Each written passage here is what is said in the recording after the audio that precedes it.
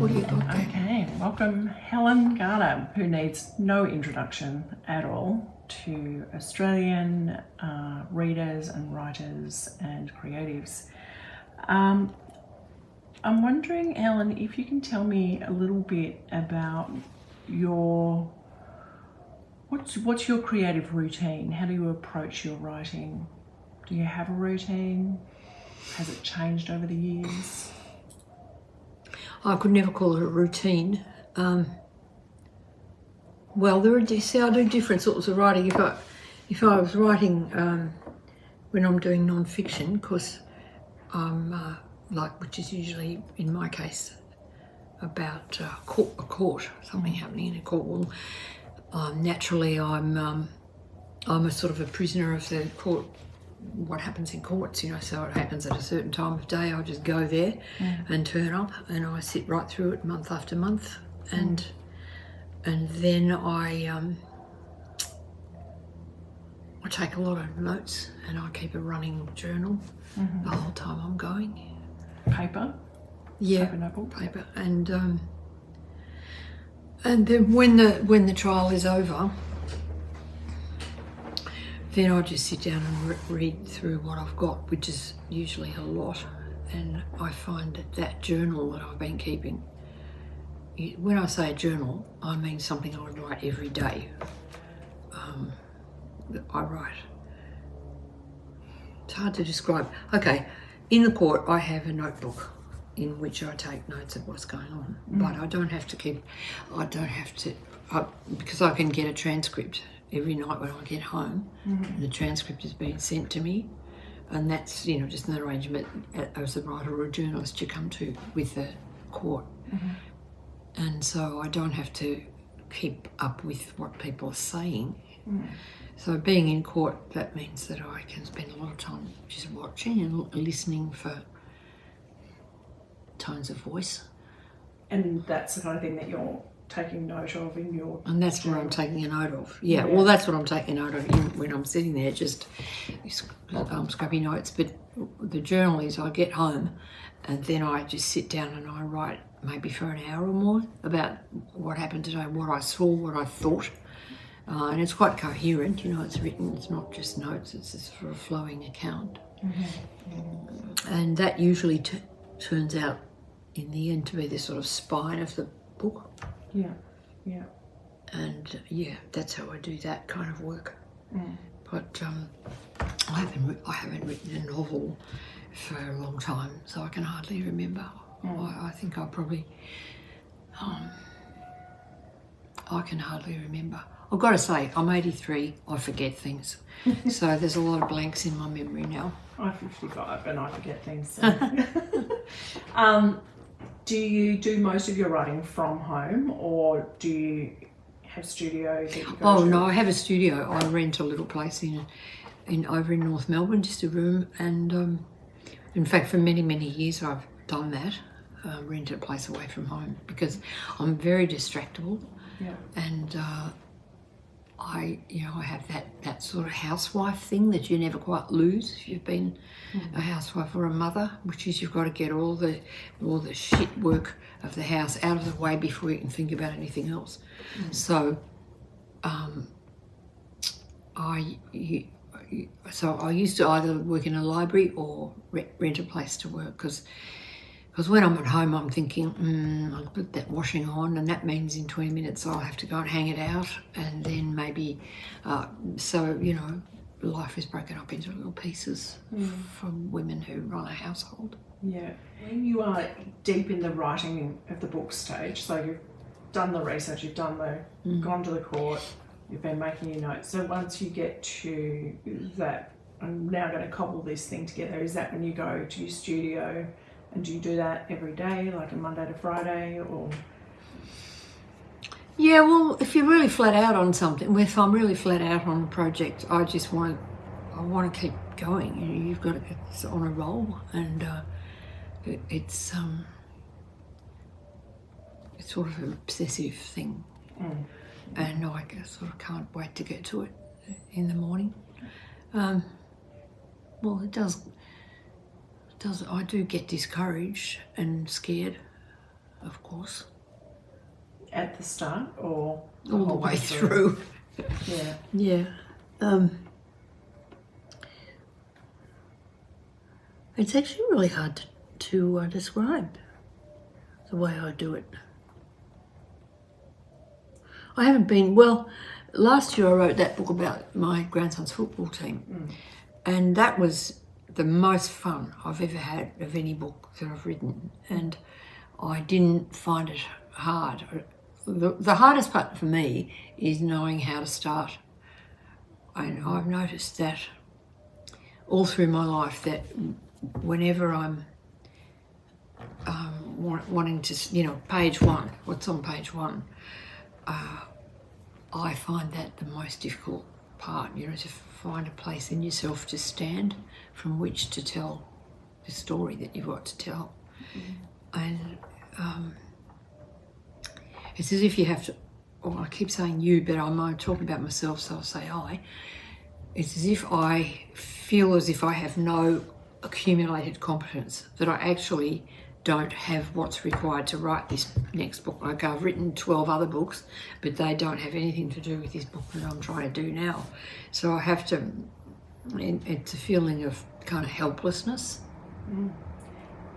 I'm curious about that because I know, a lot of published authors do talk about how each book comes with its own fear and whatnot. Yeah. So, and the fact that you are so well published, but that still sits there at the start of each one. Are there ways that you are able to help yourself through that? That you this helped me last time to get through this fear stage. No, I'm going to do that again. Nothing from the past helps. I mean, it probably does come up from the past once I find this new spot. It's really quite simple.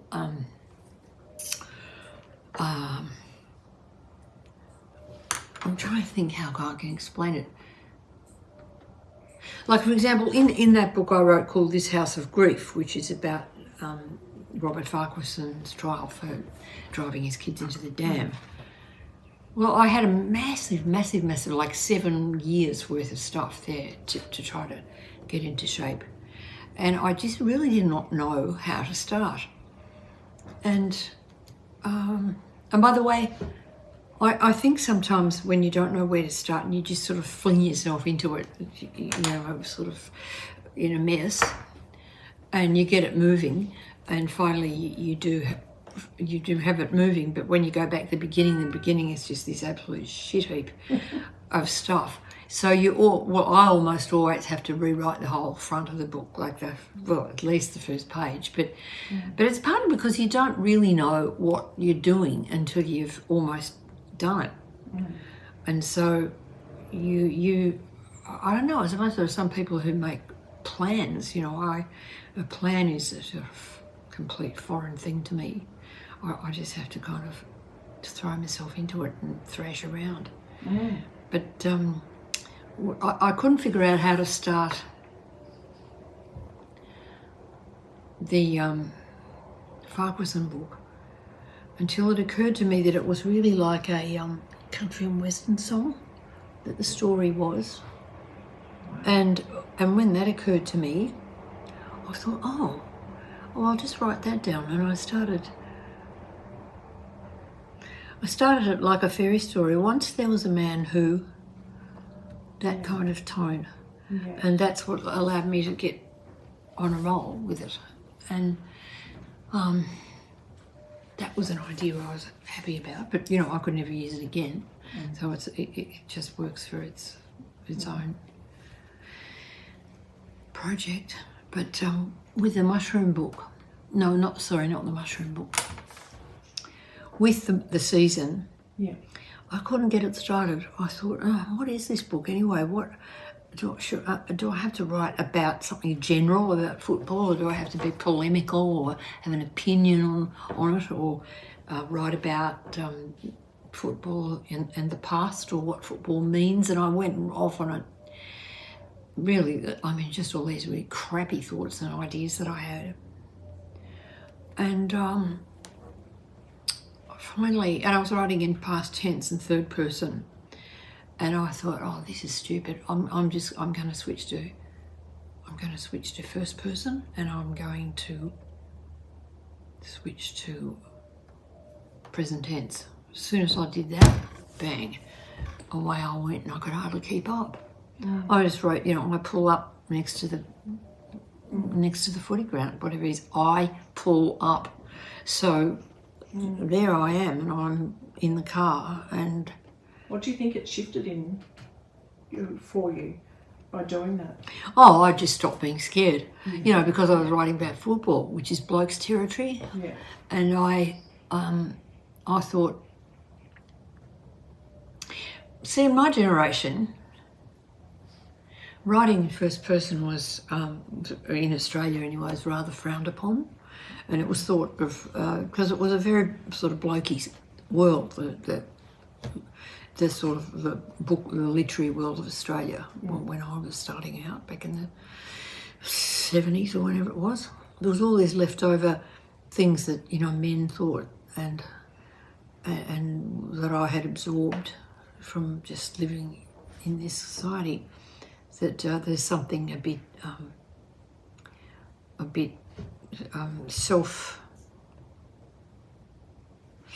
selfish about saying I.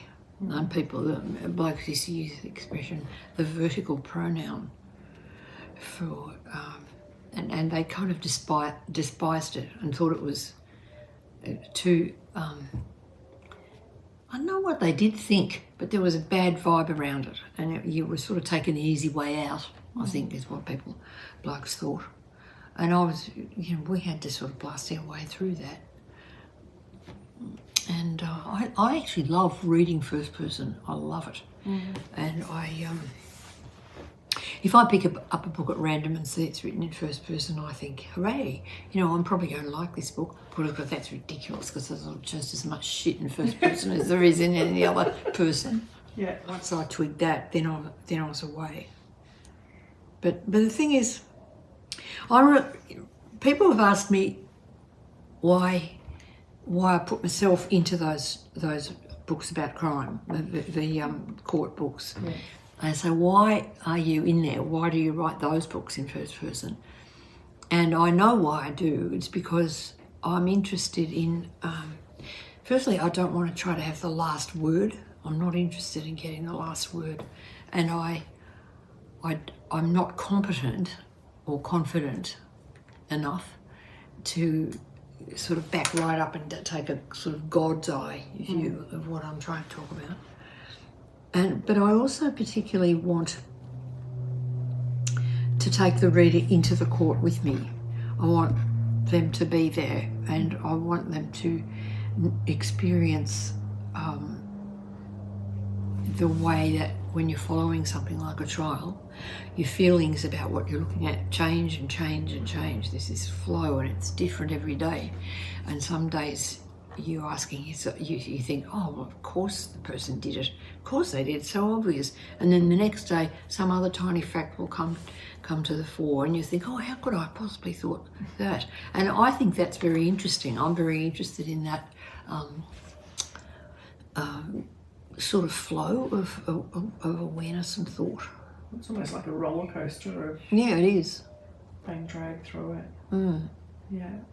How do you choose, or how do you choose what you want to work on next, or where do you get your inspiration from? What does it find you?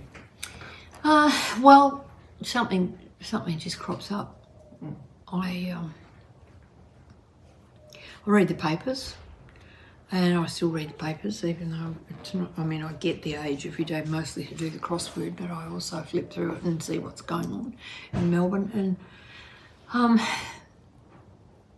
that's how the court books came about. I read the paper, and I see a report about a certain a person who's been accused of a certain crime, and I think, I wonder what that person looks like. That's the first thing that comes to my mind. And so I would just hop on my bike and ride down to the court and just go in and sit there and have a look at the person and see what happened. I mean, there are plenty of times I went to a court and saw the person and listened for a while and didn't have that feeling that it was grabbing my sleeve. So then I'd just go home and read about it if someone else writes about it in the paper. So you let those ones go? Yeah, well, there are so many. I love courts. I love. I don't go there so much now because my hearing's packing up, and I can't hear really. I mean, you need to be able to hear quite sharply, and there's a lot of mumbling that goes on in courts and murmuring. And no subtitles. Yeah, that's right. So when I realised that I couldn't really, that was a bit of a sad moment, you know, because I really did love that work. Yeah. But I also don't know if I've got the stamina to do it. I mean, really they are, those sorts of books are incredibly exhausting and often very distressing. Emotionally exhausting. Yes, yeah.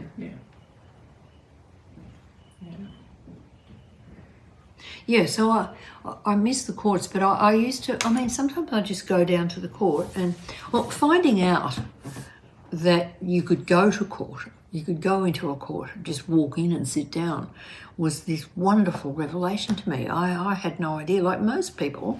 I mean, some people actually say to me, you know, really smart, educated people say, how did you get permission to go to that trial? And I go, well, you don't have to get permission because you're a citizen. And the courts are open, and this is a democracy, and what's happening in courts is being done in the name of the citizens of the country, and so you have every right to be there and to pay attention to it. And once I realised that, because I used to go to court and sit there and I'd think, oh, any minute now someone's going to tap me on the shoulder and say, get out, what are you doing in here? What's your authorisation? Instead of which, yeah, you could sit there day after day. I remember I heard you talking at the town hall about mushroom trials, and I actually wrote it down because it struck me that you see it as kind of paying attention, bearing witness. It's kind of the civil duty of bearing witness to this democratic. Yeah, well, it's a right, and I think. I feel as a duty, that's really stating it very strongly, because some people don't want to do that, and people aren't.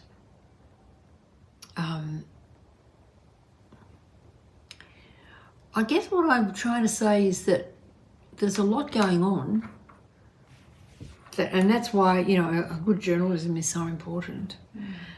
It needs to be listened to and seen by people who are interested, who are deeply interested in it and want to understand it and make it comprehensible too, because everybody can't go to everything. So, yeah, but there's certain, the word duty is a bit too constricting for it, I think. But it's a prerogative, and it's a privilege, a great privilege to be able to sit through watching people in court who are, it's the worst day of their lives, the worst weeks and months of their lives, and just even the witnesses, how much they suffer.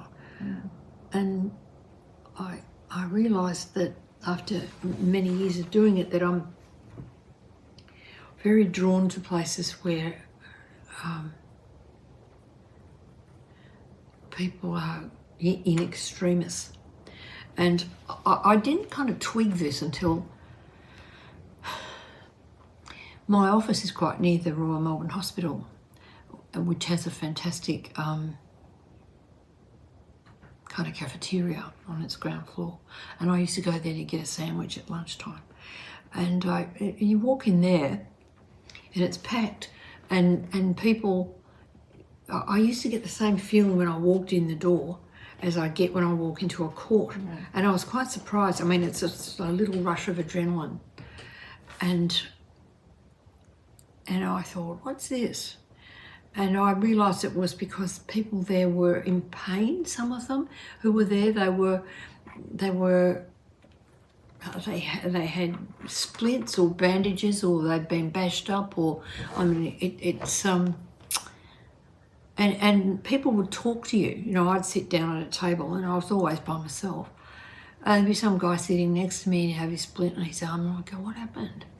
And he'd immediately tell me, say, "Oh, come off me tractor," you know, or whatever it was. Or people are sort of more open to each other in places like that. Have you always been curious about this kind of people at that, at the edge, I guess? Yeah, well, I don't know about always, but I as you know, as my life went on, I sort of noticed it about myself, and I know that some people have found, you know, for example, in the mushroom book, the mushroom murder book, it seemed to me like the whole population of the world was divided into two types of people who were saying, "Wow, this is the most fantastically thrilling story I've ever heard of in my life," and other people were going, "You bastards are sick. Why do you give a shit about this? What, you're going to Morwell? Don't be ridiculous." You know, it was that kind of division. And yeah, so I think there are people who find a journalistic degree of curiosity to be almost pathological and to be a bit sort of disgusting. And you shouldn't feel it. And what are you doing there? Why are you poking your nose into other people's business? That kind of thing. So I think if there's any duty involved in this, your duty is to do it with respect and with empathy, and to treat the people whose lives are kind of coming apart in front of you with the greatest degree of skill that you've got at your disposal, and not to sort of toss off smart remarks or not give it your full attention, or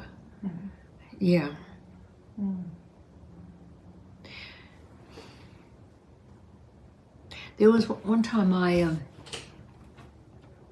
read in the paper about a young Bangladeshi girl who was up on a charge for she was a student at La Trobe, and she'd had a PhD grant, and she came here from Bangladesh, and turns out she was a sort of radicalised Muslim, and she had tried to kill her host, the father of her host family. Oh, wow. And stabbed him with a knife, and I read about that, and I thought, I'm going to go down to court. I mean, what sort of person would that be? Of course, I get to the court, and she's, as it happened on that day, there was another trial where a sentencing was about to happen, and all the journalists were in there, so there was hardly anybody at the trial of this young woman. So I was sitting there basically by myself, and they brought her in, and she was tiny, like smaller than me, and she was fully, she had niqab, she was fully robed. And they took her in and put her in the dock. And the judge came in, and everybody in the court stood up except this girl. And I thought, oh, she is not acknowledging the authority of this court. She's remaining in her seat. And that moment I had this feeling of mad rage. I was amazed at myself. I mean, and it was a kind of, I look back on it now and I puzzled over it so much of why this angered me so much. And I realised it was because the law means an enormous amount to me, and I respect it, and I sort of love it, and I know that it's just as faulty as any other human phenomenon, but the idea that someone wouldn't stand up ritually when the judge came in was kind of outrageous to me, and I was like shaking with shock. And the judge said, what has to happen at the beginning before the whole trial starts is the person in the dock has to identify themselves and make sure they've got the right person. And the judge was sort of not impressed. It was a woman, the judge. And she said, kindly stand, in that kind of tone. And suddenly the girl was on her feet. And kindly remove your facial covering so that we might identify you. And so she took off her facial covering, and they asked her if she was who they thought she was, and she was. The judge says, you may replace your facial covering and take your seat. And there was an edge on the way she spoke. And I realised that for the first time in my life in a court, I did not have what I think is essential in this work, and that is to have some degree of empathy with the person, who's the accused person. And I thought, without that, I'm not fit to do this work. So I just got up and went home. Wow. And it really was a very shocking experience to me to feel that. And well, she got 53 years or something, because it was she was only young, in her early 20s. But it was a really terrible and appalling story of what she'd done. She brought this big knife with her all the way from Bangladesh in her suitcase, and with the aim of killing someone, she didn't care who. And so she's now in Dame Phyllis Frost prison, and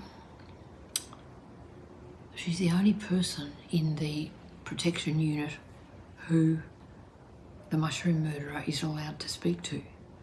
But I don't think they speak to each other. What still makes you feel uncomfortable when you sit down to write? Just fear, just ordinary old fear. Fear of, I guess it's imposter syndrome, that's a sort of fashionable phrase for it. But I used to have this, I used to take part in a down at the Judicial College, they used to have a judgment writing course for judges and magistrates, and they used to have local writers used to be hired to work in workshops with the judges. And that was a very interesting experience for me, because I did it for several years, just once a year. And I learnt a lot about judges. I learnt that they're full of fear, same as everyone else in the world. Yeah, right. And that it affects their writing. And that's why their judgments are so often so long and so full of jargon, so that the ordinary citizen can't read them easily. It's a sort of...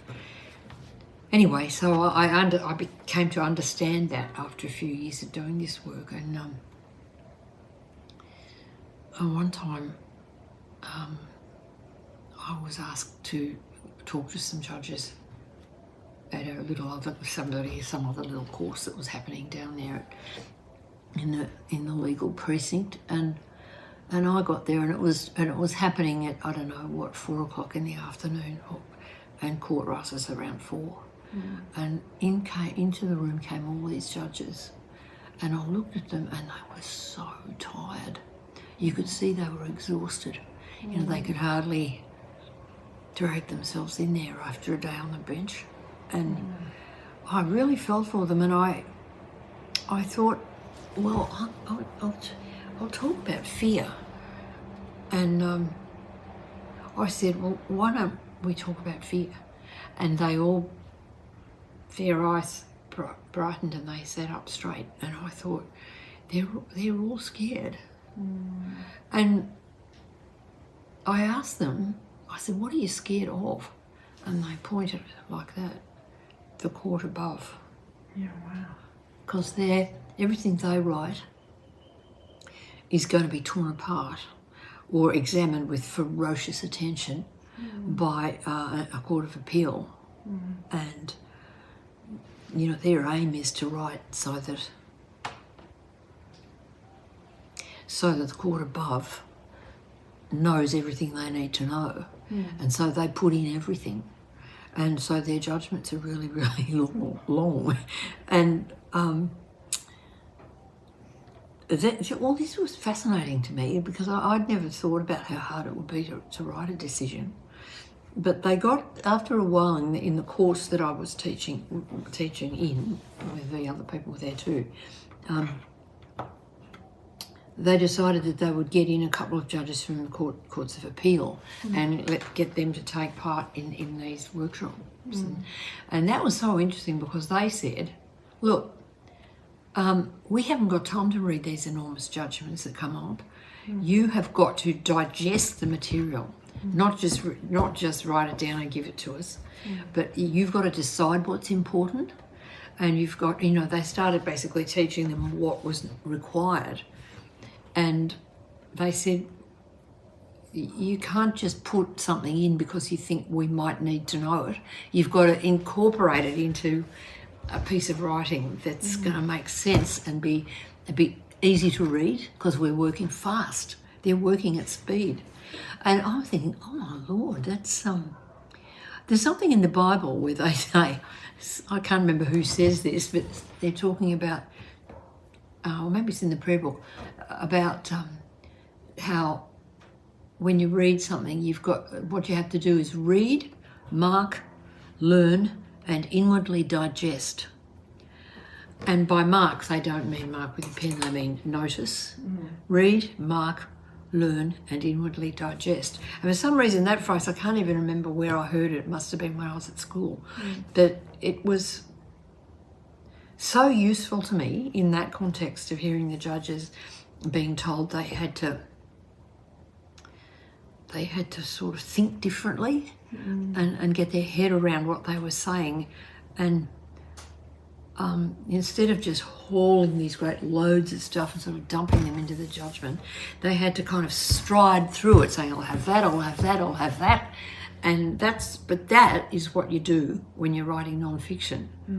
You're striding across the territory. Once you've read, marked, learned, and inwardly digested, then you've got still a mass of stuff, but you've got a sense of the possible shape of how you could tell it. And so that's when you stride. Gather. Yeah, and gather it as you pass. And don't think, I better put that in over there because, maybe they want to know what colour shoes he had on or something like that. That's a rather bad example. Yeah. But, but I was really... the guy who ran this course, he was an American academic, and he was actually fabulous. He was very witty and hilarious and a warm guy. And he said,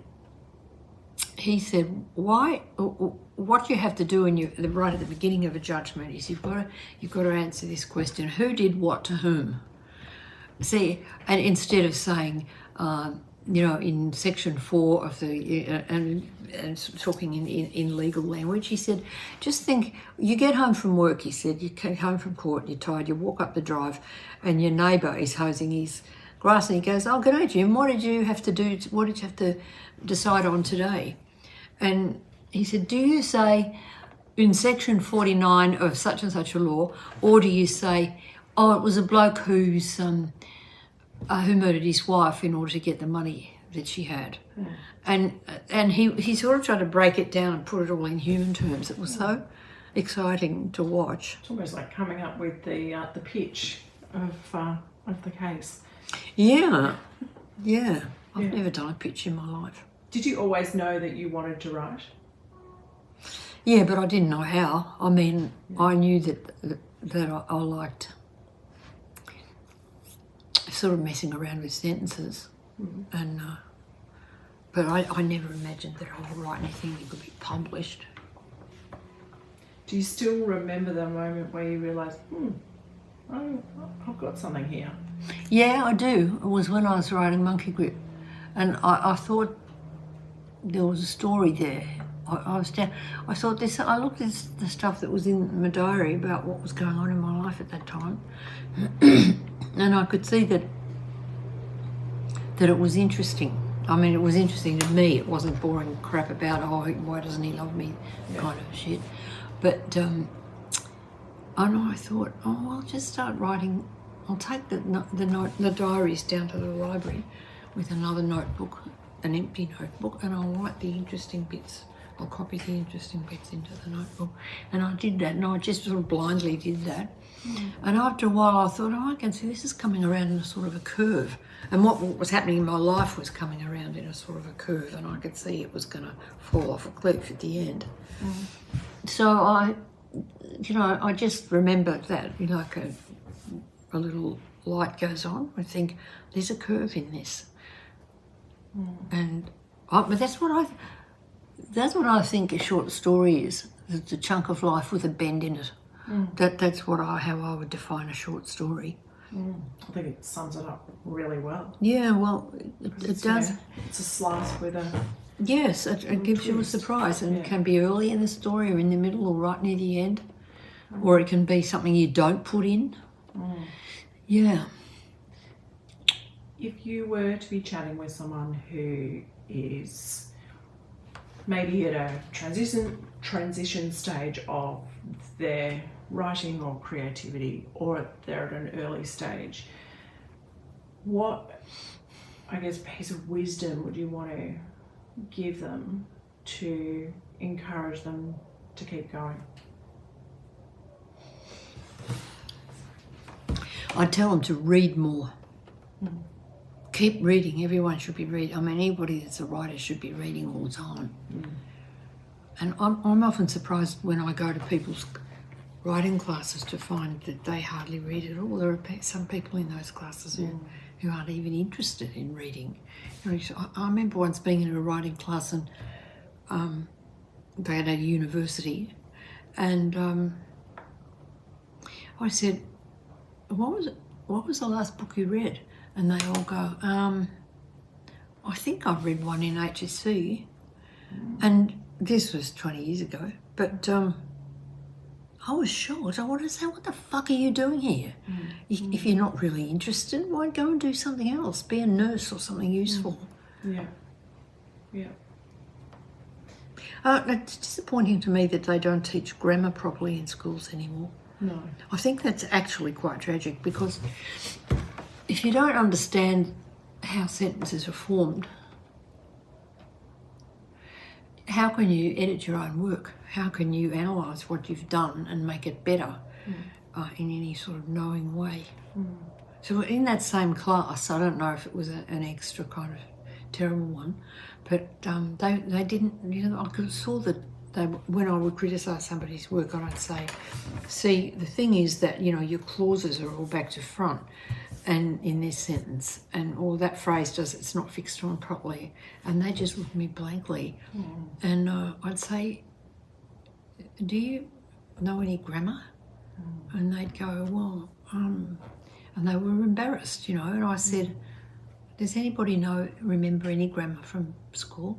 And around the room went this whisper, a verb is a doing word. And so, which is like grade 3. Yeah. I think that's potentially the last grammar that we were taught at school. Yeah. Well, see, when I went to RMIT and did the writing and editing course, was the first time I'd understood why it worked the way it did. Yeah. And it made sense. Yeah. Well, it's sort of, when we were taught, because it does help to have learnt other languages as well, because especially in my generation, when we were taught not to speak them but to write them and to read, so there was a lot about grammar. And I loved it, you see. I found that the most fascinating thing about school was learning grammar, and in various languages, but in English, I just loved it. And I couldn't exactly say why, but I just never got bored with it.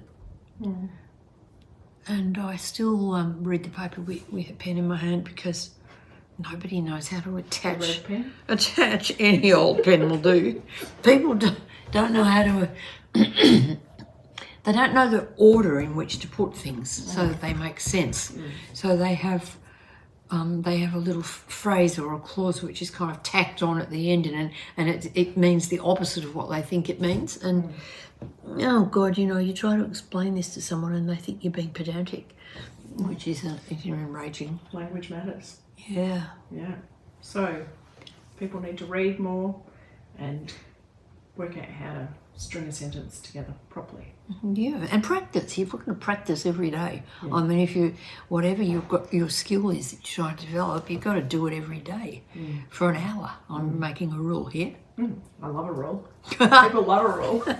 Yeah, well, you should. I mean, really, you should be writing for an hour a day if you're wanting to be a writer, which is a strange thing to do. So let's put it this way: if you want to write, because being a writer is sort of a fantasy that people have, I think. Yeah. And writing every day, what I know from myself and also with the people I work with, is that it helps keep the fear away as well. Yeah, it does. When you're not writing every day, then yes, it sort of gangs up on you. It does gang up on you. Yeah. Yeah. Well, that's why, I mean, I've written a diary all my life since I was a teenager. And there's always something, people say, oh, I don't know what to write about. But there's always something to write about. I mean, didn't something happen during the day? And I think people think they're supposed to write deep analysis of their psychological state or some shit like that. But really, you just need to say, when I was at the cafe, I saw, I saw 3 kids in long robes. Or a man spoke to me on the tram and this is what he said. I mean, that just the tiny things of daily life, that's the raw material for your practice. And then after a while, you get to enjoy noticing things and trying to write what a dream, trying to write down a dream is really good writing practice, because you're trying to seize onto a mood that's so subtle that if you don't do it straight away, it's gone. By lunchtime, you've lost it. Dissolves. Yeah. Yeah. Thank you so much, Helen, for your time. It's a pleasure. And people can find work of Helen's, well, it'll be in the show notes, but everywhere.